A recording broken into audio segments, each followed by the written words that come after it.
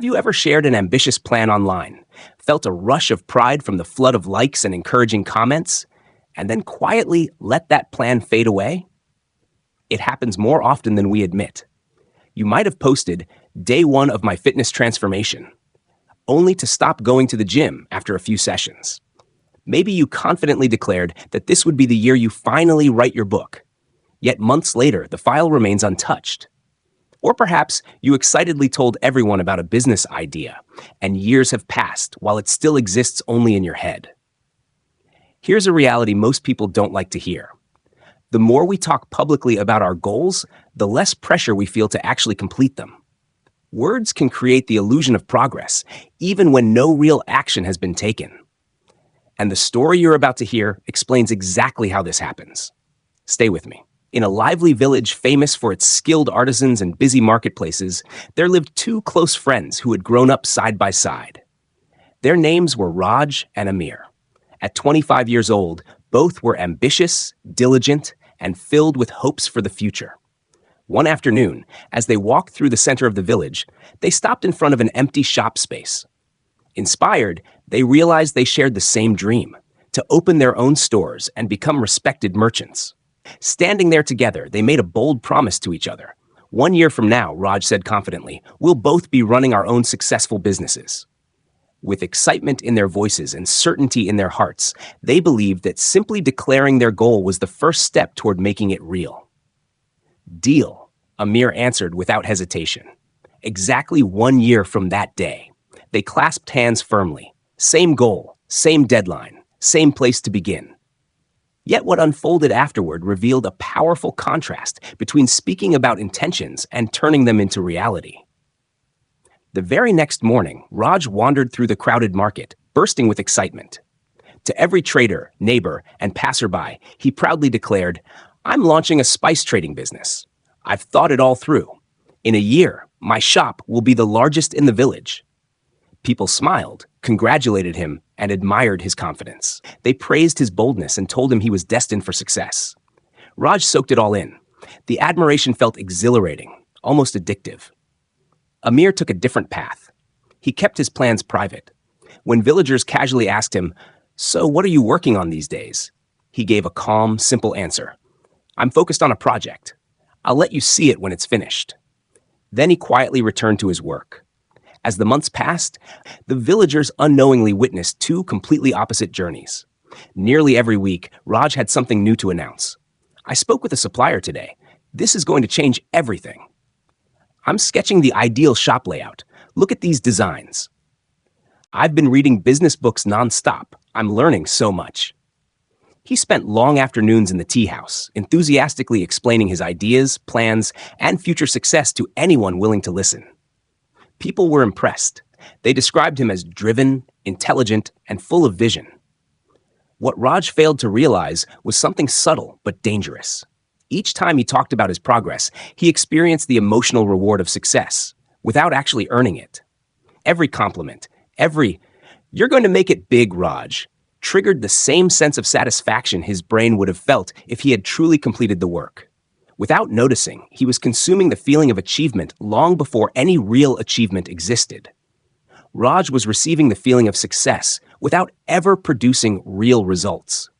As the weeks rolled into months, nothing concrete had changed. Raj was still enthusiastically talking about potential supplier discussions, yet no agreements had been finalized.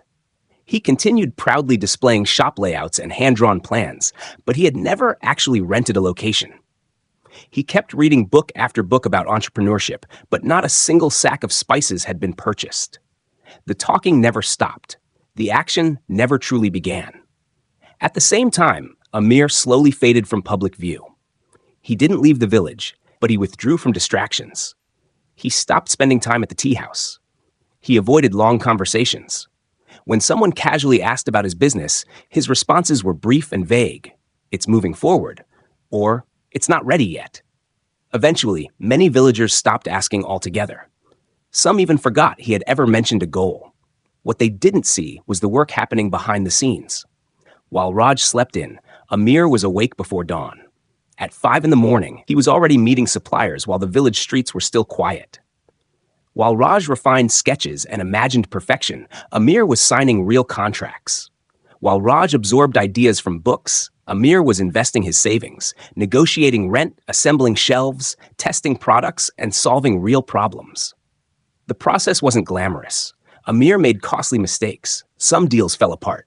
There were days filled with frustration, doubt, and exhaustion. But he never spoke publicly about his struggles. He didn't seek sympathy. He didn't announce small victories to feel encouraged. He simply showed up and worked, consistently, patiently, and silently. Over time, most people assumed Amir had failed. They believed he was just another dreamer who never followed through. Meanwhile, Raj still looked promising in their eyes. After all, he was always talking about progress, always planning, always preparing. To them, it sounded like success was right around the corner. Then one afternoon, about 9 months into the year, Raj walked past the same empty storefront they had once stood in together. It was still vacant, still untouched. He paused and thought, I should probably start seriously searching for a shop soon, maybe next month. What Raj didn't realize was that he had been about to start for 9 straight months. That same evening, as the sun dipped low and the streets grew quiet, Amir passed by the very storefront they had once dreamed about together. Without hesitation, he met the landlord and placed a deposit in his hands. No announcement, no audience, just a decision sealed with action. Exactly 1 year after the day the two friends shook hands in the village square, that same square was alive with excitement. People gathered, voices buzzing, curiosity in the air. A brand new shop was opening its doors, Amir's Spice House. The storefront was warm and inviting. Wooden shelves were filled with vibrant spices sourced from faraway lands. Deep red chilies, golden turmeric, fragrant cardamom, rare saffron. The air carried rich aromas of cinnamon and clove, drawing people in before they even realized it. Customers formed a line, eager to see and taste what was inside. Amir stood quietly at the entrance, greeting everyone with a calm smile. No grand speeches, no need for attention, just gratitude and quiet confidence. The villagers were stunned. When did all this happen? They whispered to one another. I had no idea he was even working on a shop. And that was the lesson hiding in plain sight. From the edge of the crowd, Raj watched the scene unfold. His chest felt heavy. 1 year earlier, he and Amir had made the same promise, shared the same ambition, and stood in the exact same place. Yet, here they were now. Amir was welcoming customers into his own business. Raj, meanwhile, was still outlining plans, still explaining ideas, still telling himself he would begin soon. After the celebration settled, Raj slowly walked up to his old friend. His voice was low, almost uncertain. How did you manage to do this? He asked. I was working too. I was studying, planning, getting ready. Amir looked at him with understanding, not criticism. You were busy, Amir said gently. But you were focused on the wrong kind of work. Raj frowned. What do you mean? You were feeding your ego with words, Amir replied calmly. Every announcement gave you the feeling of progress. I fed my business with action. Quiet, uncomfortable, repetitive action. In that moment, Raj understood what a year of talking could never teach him. Amir continued, his voice calm but firm. Each time you shared your plans with someone, he said, your mind reacted as if the goal had already been achieved. You received praise, encouragement, admiration, before any real effort was made. That surge of motivation, that quick rush of satisfaction, is dangerous. It creates the illusion of movement. Your brain confuses attention with progress. Instead of building something meaningful, you end up creating noise. I chose to stay quiet, Amir explained, because my energy was limited. I didn't want to spend it performing for others. I needed every bit of it for the work itself. He paused, then added, I wasn't interested in applause for intentions. I wanted proof in the form of results. In that moment, Raj finally saw the truth, clearly and painfully. For an entire year, he had been constructing a reputation, an image of a future success. Amir had spent that same year constructing a real business. And this isn't just a story from long ago. It's not only about Raj and Amir. It's about us.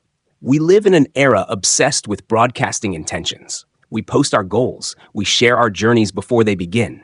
We announce what we plan to do. And with every like, every supportive comment, every "you've got this," we receive a small hit of satisfaction without earning it. Psychology has a name for this effect. When you publicly declare a goal, your brain treats it as partially accomplished. The moment others acknowledge it, it feels socially real. As a result, the internal pressure to follow through weakens because the reward has already been delivered. Research consistently shows that people who openly talk about their goals are less likely to complete them than those who keep them to themselves. Silence isn't about hiding. It isn't about secrecy. Silence is about concentration.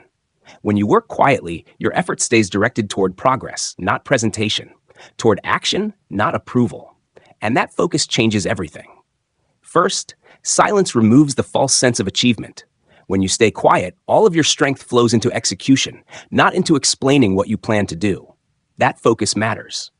Second, silence protects you from premature accountability. When no one is watching, you're free to adjust direction, change strategy, or even fail without embarrassment. You can experiment, learn, and improve without the pressure of living up to public expectations before you're ready. Third, results carry a weight that words never can. Think about it. A tree doesn't announce its intention to grow. It doesn't post updates about its roots. It simply grows, day by day, unseen. And one day, you notice its height, its strength, its presence. A river doesn't explain its destination. It keeps moving, quietly, persistently, until it reaches the sea. The most impactful entrepreneurs, creators, and leaders share a simple discipline. They build privately and reveal publicly. They don't tell the world what they're about to do. They let the work speak after it's done. So here's a challenge for you. For the next 90 days, choose one meaningful goal. Just one. Don't post about it. Don't announce it. Don't share progress updates. Wake up, put in the work, go to sleep, repeat. No applause, no audience, just consistency. Then, after 90 days, don't explain what you intended to do. Show what you completed. Because the satisfaction of real results is infinitely stronger than the temporary rush of validation. Applause fades, accomplishment lasts. Remember Raj and Amir. Same dream, same starting line. One focused on being seen, the other focused on building. One collected compliments, the other earned outcomes. If this story shifted the way you think about your goals, feel free to support the video, but don't comment your plans. Keep them private. That's the discipline. Share this with someone who talks endlessly about what they want to do, but never quite starts. It might be the reminder they didn't know they needed. And subscribe for more stories that challenge common ideas about success, discipline, and growth. Until next time, hold on to this truth. Speak less. Execute more. Let outcomes replace promises. The world doesn't need another declaration. It needs your completed work. Stop performing ambition. Start proving it.